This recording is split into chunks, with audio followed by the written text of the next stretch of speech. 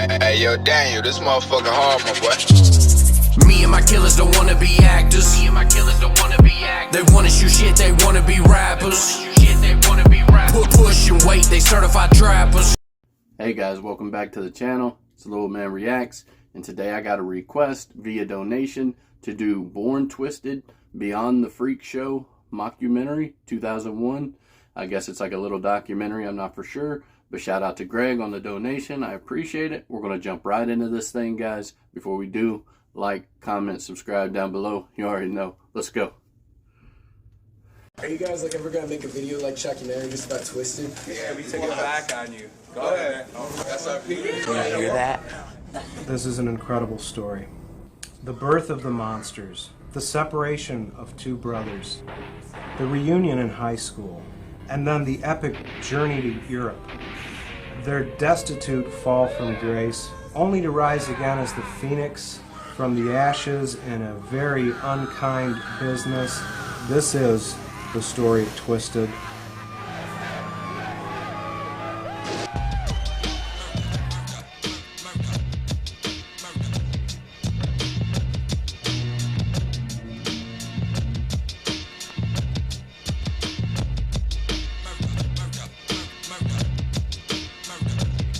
Detroit Rock City, Motor City, Motown's hometown. Assembled in Detroit's factories are some of America's greatest marvels of human ingenuity. The citizens of Detroit have a lot to be proud of. Well, there are a few exceptions. This is the story of one of them.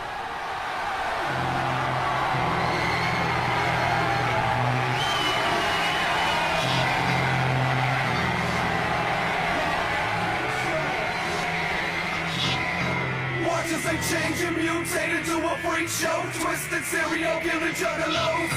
Watch as they change and mutate into a freak show. Twisted serial killer juggalos. Murder, mystery, mayhem, monsters. From their humble beginnings to their status as underground superstars of rap music, Jamie Madrox, Monoxide Child, two young men who were born twisted. Those are the ugliest children, though, I have ever laid my eyes on. I thought I was hallucinating from the drugs I took in college. Coming up, the birth of the monsters. When Beyond the Freak Show, Born Twisted continues. Oh, yeah. Hi, we're the Insane Clown Posse. And that's Twiztid. Don't worry, you won't be seeing any of our music videos on this channel. Our music is underground, way deep underground. You won't be hearing us on any radio stations either. Our music is only for a select few. We call them juggalos. You fear juggalos. We live, breathe, and die for juggalos. Their wish is our command, and our wish is their command. So we bought and paid for this time just to say two things. Number one, any juggalo that might be out there watching, we just like to say. Number two, for everybody else, we know you hate Insane Clown Posse, but we love you.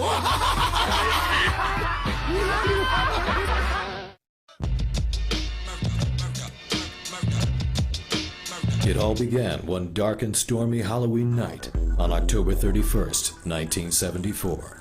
A night infamously regarded in Detroit as Devil's Night. The doctor who delivered the boys recalls a difficult birth. That was one of the grimmest nights that I've had. I couldn't believe it. The father prancing around like he's proud of what he's produced. Dad took some home movies apparently of the birth, the real father, and I saw some of the footage, and it's just unspeakable horror. It looks like it come from outer space, and one would have been bad enough, but no, she had to exceed human limits and have two of those little beasts. I didn't even notice Monoxide slipping out the butt. Right down the hallway, but Madrox, they was stuck. They had to get a fucking crane to get Getting at the jaws of life in that bitch. You know, pull that motherfucker out by the foot. Come on! So anyhow, Apparently they were born with the ghoul face. The doctors supposed that this was from their parents living in the downriver area. That could be in the drinking water. It could have been a lot of things. How would I know? I don't know what those two did secretly behind their trailer door. Rejected by their biological parents, the boys were separated at birth, seemingly doomed to roam an endless run of foster homes and families. Yet despite the rough start, fortune seemed to shine on the boys at an early age, as both children were quickly adopted by nurturing families. When we first got Jamie, we just couldn't believe it that we'd be so fortunate to be able to adopt a baby. And we didn't really care that, you know, like his problem that he has or whatever. He was special anyway. I mean, when I was growing up, my younger brother was a retard. Jamie Madrox grew up in a more nurturing environment, a blue-collar family. His father worked at Ford's. And we really tried our best and gave him a lot of support and encouragement and I don't know, just try to do the right thing. Monoxide Child found himself in the loving arms of a family living on the outskirts of Detroit. What do you people want? Get the fuck out of here. I don't want nothing to do with that crazy lunatic. Paul's story's a little different than Jamie's growing up with his adopted family. He grew up in a trailer park with a family of bikers. You know, very abusive father. But in a amazing turn of events, sort of a justice, if you will, he ended up driving his father pretty much right out of his tree. He killed my husband. He killed my husband. He gave him a heart attack with all the shit he pulled, constantly in trouble with the police, constantly in trouble at school, starting shit with everybody, axing everything up he could get his hands on, starting fires in my own home. When I took him in, when I loved him, when who else would love him? Jamie was a great child in some ways, but we always had to watch him in like fire and matches and lighters, and we had to keep him away from the barbecue pit and gasoline and things like that. You remember, honey, when we took him to the child psychiatrist and we showed the psychiatrist like these pictures here, and they seemed to be, I don't know, they were sort of violent, and we didn't really know what to make of them, even though I actually sort of thought that they were pretty good drawings. These two children show a certain kind of exhibitionism, a gleeful, violent nature that is just shameless and outrageous, I'll say. Let's just talk about this one here. Something that is shocking, primal, disgusting. Oh, don't show him. No, all right, don't show him. I'll burn that one. No. Though in separate homes, both Madrox and Monoxide Child seem to share the same penchant for mayhem. Former teachers remember the madness fondly. There should have been a court injunction against this little bastard. Don't get me wrong. I mean, he had his good points. He loved to eat. He played well with other children. Help! Help! Help! Sort of.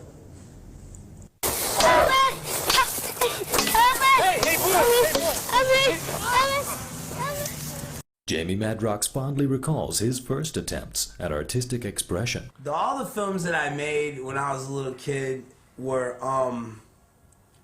just extensions of me trying to be creative. When he was about eight years old, he just grabbed the cat and put it in the microwave.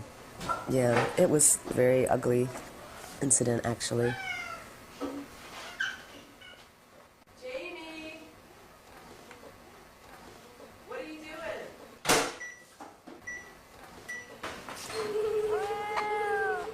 I know he took the family cat, Puffy, and put it in the microwave, and you know, Puffy was a suitable name for the cat after that. It's when you stop the creative process, that's when you endanger the child. I'm just thankful my parents let me do what I had to do. Poor Puffy.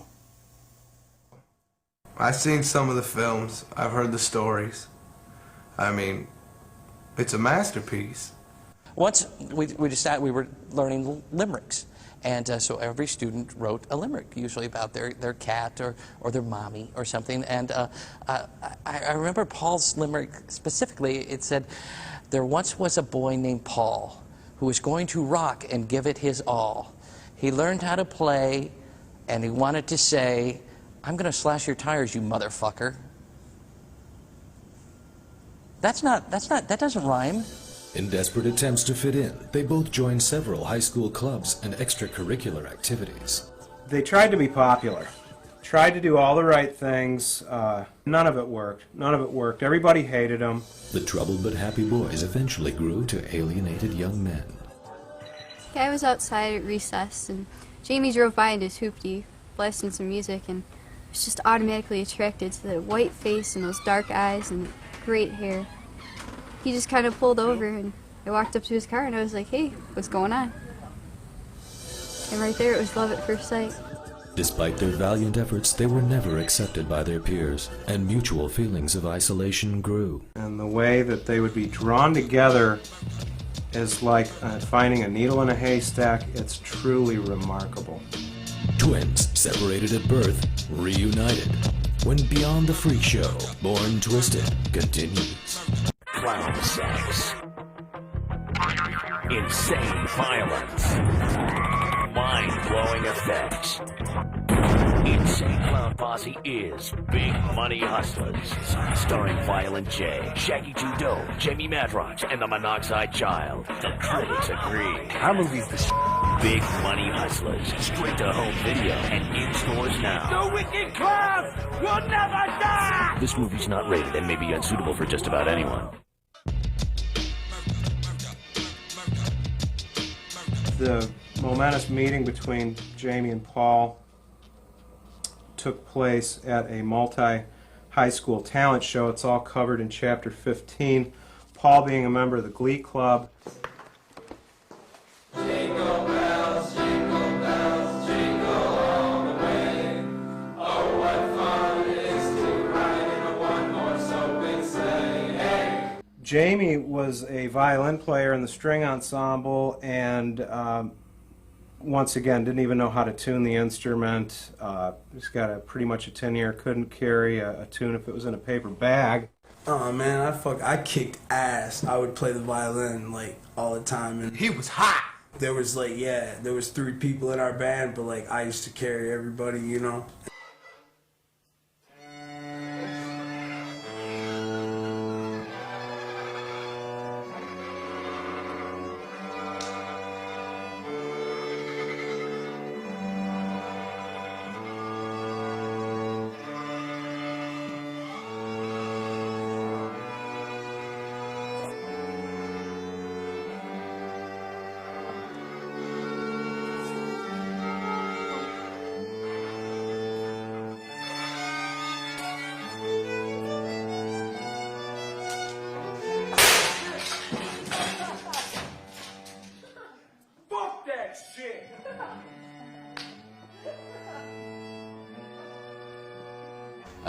You know, a few things that would be good for a student to have would be like the ability to count, for instance, the ability to take direction, you know, things that Jamie lacked.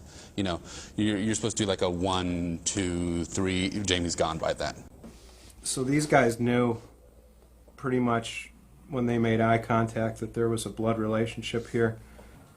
Kind of saw this weirdo and was like, hey, nice violin. You know, he played decent. Caught my eye. Very nice.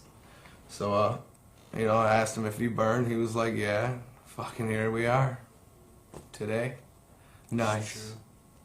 After their fateful meeting, the brothers became inseparable. Ain't that obvious? I'm saying, like, one used to be in a choir, one used to play some instrument in the orchestra. So the fuck what? You know what I'm saying? Soon they realized that to continue high school would only retard the creative genius lurking inside them. Yeah, after he met that Paul guy, like, he got in trouble before, but it just got even worse. And they ran off together somewhere.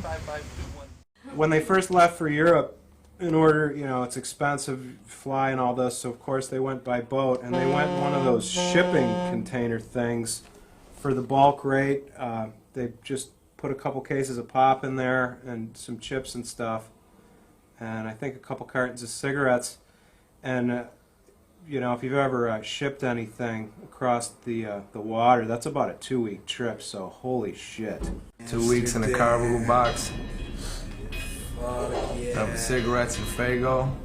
Me and him. That's all we did. We joined some fucking circus.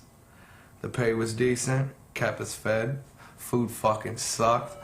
Yeah. But what are you gonna do, you know? That's what happens when the fat lady doubles as a cook, though. What are you gonna do? Combining their unique physical attributes and their American status, they became Eastern European freak show superstars. But tragedy and scandal would soon strike a blow to their rise to European notoriety. The couple of ideas that I do explore in here are, there was a rumor going through the particular troupe that they were with that there was some sort of venereal disease spreading among the circus animals. Lieutenant Alexei Vladimir of the Russian Police Department explains the charges. Мы его должны привести сюда и судить здесь по нашим строгим советским законам. Probably the most shocking was that their fat lady attraction, she really started to lose a lot of weight. I didn't know about the fat lady pressing charges. I didn't know anything about. She lost a little weight. Pressing charges. They're trying to pin it on us. Это Джейми Мадракс, Моноксайд Чайл, один и тот же человек. Он убивает людей, и он специально делает по заданию американской разведки. Я не знаю, что делать, но нам... Well, after their huge success in Europe, you know, those pasty-faced, toothless bastards over there just ate it up. So they came over here large, and, you know, were really expecting to have the same kind of treatment they had in Europe. And to realize that, you know, no, you're here in the United States now, we don't play that, pretty much rejected. I know they fell pretty much right on their faces when they came over here. Struggling in the streets by day, the boys soon found out life wasn't so easy in the real world. Both were forced to take odd jobs to make ends meet. Hey, slow down, tough guy. I know where you live. Yeah, keep driving that touch. Right there, buddy. Come on, get to the kids here. Everybody likes kids, right? That's right. Everybody likes kids. Yes, sir. Another tough night. I talked to some of their previous employers. It was very hard to track anything down about their early years, but spoke with a manager of a restaurant where the Monoxide Child had a job. I believe it was as a grill cook. Hey, whiteface, where's my hamburger? Me and the wife have been sitting here for 10 minutes. 10 minutes? 10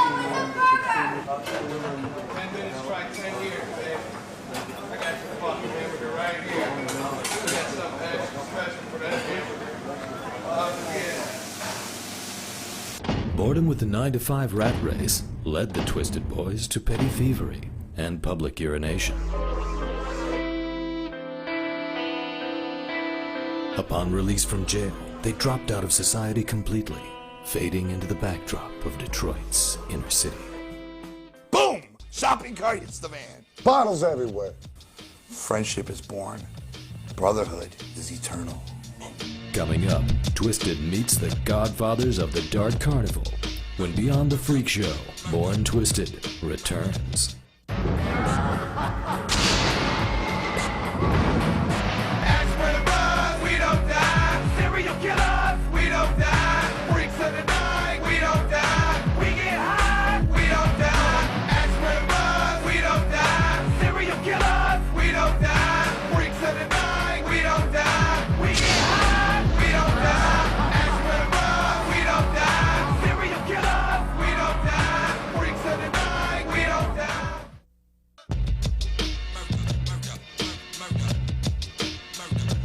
From what I understand, the first time Twiztid met the clowns, Twiztid was pushing a grocery cart around, and I think that their shopping cart got pushed into the van that ICP was in and scratched the hell out of the paint, and they're pretty much about to get the beat down, saw that they needed pop bottles, and the rest is history. Boom! The big... I mean, we was just sitting there, right? Just sitting, right? Because, you know, the van takes a couple, you know, you got to turn that key 4 or 5 times. Boom. Something You know hits hits the rear of the van. And then boom. Boom. I mean, boom. Boom. Not. More like a bang. Not like a bink. Nah. The boys. Times. You know, I look out the rear view of the van there, and there's a couple painted up freaks. You know, and you know, I seen the same thing, but you know, the cart they were pushing, you know, it looked like they had it for a couple months. They didn't look so good. You know, the fat one. The big one, the big one. You know, the one with like, you know, the big one. He was hungry. He looked like he you could had see not in his eaten. painted face. He was hungry. I mean, and the skinny one, he looked like he ain't eaten in a long time. But the bigger one looked like he ain't eaten like about like half a day. It appeared to me like the big one was possibly contemplating eating the little one. It was something else. We didn't know. We didn't know what we were getting into, and I'm sorry about the van. I mean, they needed the help that we had the power to give them. They needed love. They needed love. We gave it to them. We gave them Yeah, lots it of was, love. you know. Well, the clowns brought Twiztid to my attention. Basically, there's a couple bums that just. Yeah. Alex, you got a call on the line from Jonathan over there at Island. From Jonathan at Island? Yes. Oh, tell him I'll have to call him back. Okay. All right. Anyway. I like the fact that they were both musically talented. The fat one with the fiddle, the skinny one with the skin flute. He was very talented at the skin flute, which I found out later that night. Then after the fat one put the fiddle down, he grabbed the meat whistle and forget about it. Like a modern-day Berry Gordy Jr., the notorious Double A gave them the traditional Detroit recording contract. They wanted one of these, you know what I'm saying, like a nice big check, you know what I'm saying? But they didn't get one of that. Instead, they got one of these, which was, you know, old school 1950s style, you know, handshake deal. You know what I'm saying? Alex, Roddy Hogan's on line 1. He's in jail right now. He needs some bail. He needs some bail? Yeah. Well, tell him he's going to have to sit for a while, brother. We ain't got no cash to spare around here. All right, very good. Peace. Anyhow. Their rise to underground superstardom began in the local clubs, the Gold Dollar, the Temple Bar, the Old Miami. As fans began to pour into the clubs, their CD sales skyrocketed. After their first psychopathic CD, Most Tasteless, went gold, surveys of the rap underground voted Most Tasteless most likely to be shoplifted. They're awesome. I mean, they were like one take. These guys had it down. You know, they were great. We knew right away that these guys knew the shit. They did the whole thing with Psychopathic, and the whole Dark Carnival started influencing their shit, put it out, hit. Now each record they put out goes gold or better. 500,000+ copies. These guys really have a bond with their fans. It's almost like they're fans themselves, of themselves, and which they are. They carry around the rock-style ego thing, and the fans are right there with them in this. we don't have fans, we have juggalos. They're twisted serial killing juggalos. I've never met such a contemptuous group in my life. I had to sit in the back. I would go to a few of these shows on the road, and god damn it. It's greater than just music. It's beyond that. They could come to my house for dinner. If they needed a place to stay, the Juggalos could come to my house. If I needed a place to stay, they would gladly have me or Mr. Madrox. It's greater than anything you've ever witnessed in your life. There's more love in the Juggalos than most people have in their main mother, father, sister, brother, bullshit, whatever they got. It's more genuine than even that. Hey, we're Twiztid. Hey, what's up? What's up? Twiztid and Monoxide Child. Separated at birth. Separated at birth, dude. Yeah, man, my brother went in the army and shit, and he's seen him over in Europe. Carnival freak shows. Dude. I heard it from some fat drunk bum dude, and he's over there. Are we fans of Twiztid? I'm gonna come straight out. If I was on their dick any harder, I'd be a condom.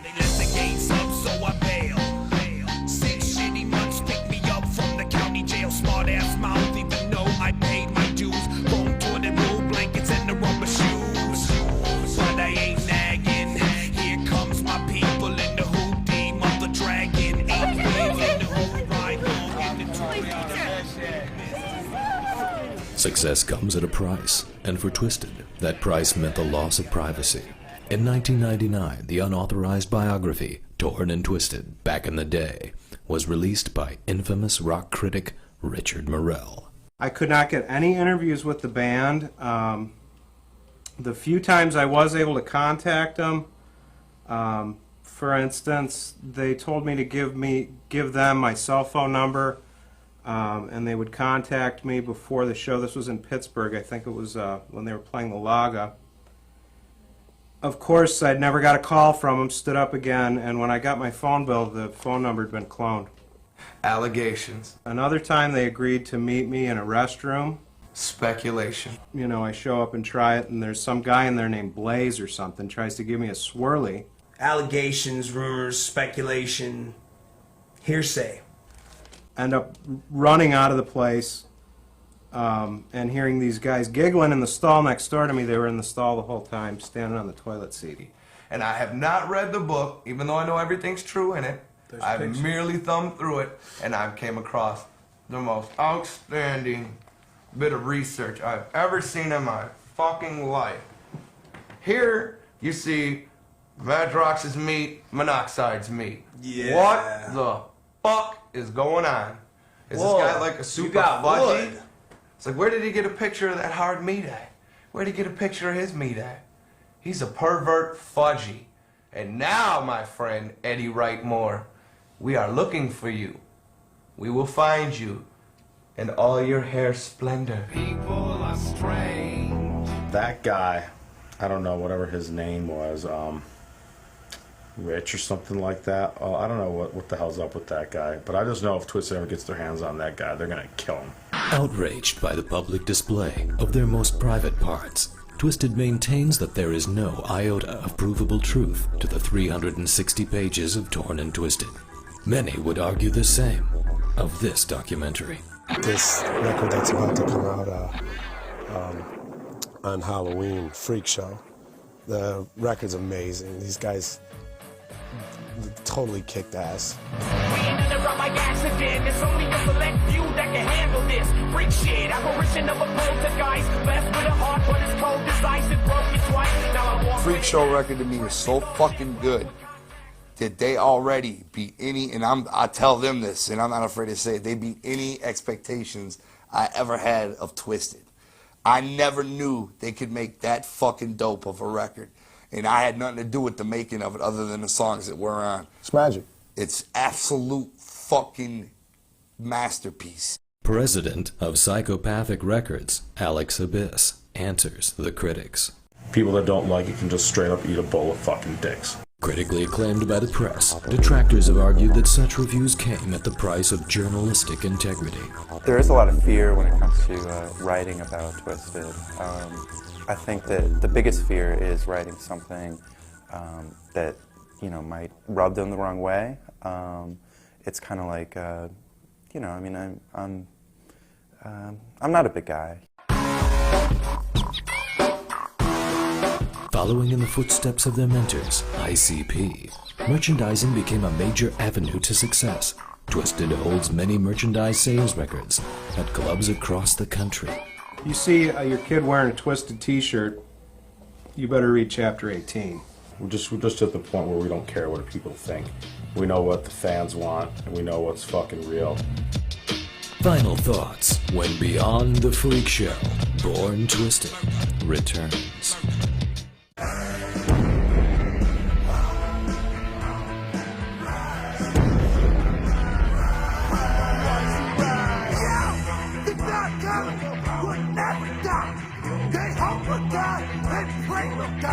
I mean, that's all people do. Sit around, hoping that we'll die. The only problem is, we ain't never gonna die,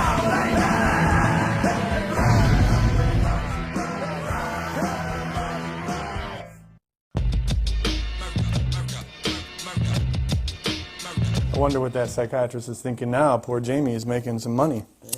You ask if I've seen him since? No, I haven't, thank God. Good riddance. You know, I hear he's a big rock star now. Guess you don't have to read to rock. Here's what I imagine Jamie's you know, rap song to be. I have crazy white makeup. I'm afraid of phallic-shaped things, and I have no ability to sing. But you know, idolize me, worship me, because I got this funky makeup on. Well, you know what? You're a freak, okay, Jamie? I won't listen to it. But I'm still here. I forgive you. And when you get better, come and see me. Мы должны привести этого Monoxide Child в нашу страну и судить его по всем законам нашей страны. I haven't really heard exactly firsthand their reaction, of course, because I can never seem to get a hold of these guys as much as I'd love to meet them. Don't you see what's happening? We're coming to town. You hate us, but we're still coming. Set your fucking roadblocks up. We're the most hated band in the world. Now there's 4 of us, and we're a band. And Twiztid don't play instruments either. So fuck off! It's for you. It's not even for your mom sitting right next to you right now watching, wondering, what the fuck are you watching? That's right. It's for you. It's for you. Never forget that. Your president, all your government officials, they represent everybody. And we represent the Twiztid serial killing juggalos. When we do stuff, that's for y'all. You see us somewhere, we're representing you.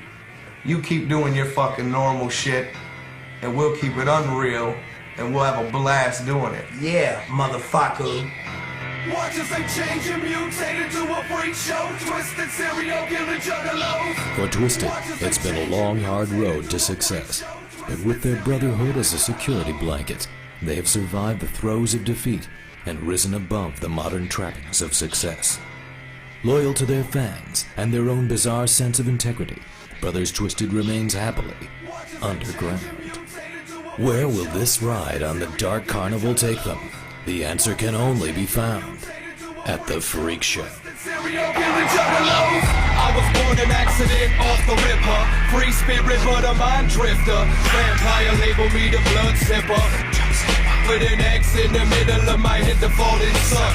Grave walker, leader of a legion of killers and soul stalkers. Midnight marauders, we put the world in a submission. We totally orderless and twisted more mystic to superstition. Transparent, like a shadow in the dark I float by. Looking at you dead in the eye. Time to wake the dead, hold up and ring the alarm. I got you bitches shaking and nervous and sweaty palm. From the beyond, lands where mortals are never blown. Homer's in the pitch black room all alone. Separated until death do its own. So alright guys, shout out to Craig for the donation. Greg for the donation. This was dope. Obviously it was like just a joke of messing around with the Mockumentary. Kind of like the same thing, but they just made fun of it in a way, and at times it felt like some things was real when they was talking about the album sales and the album being good, but then most of the time, you know, it was just made up stuff. It was weird seeing ICP with the Twiztid face paint, but this was dope, man. I really appreciate the request. I really appreciate the donation.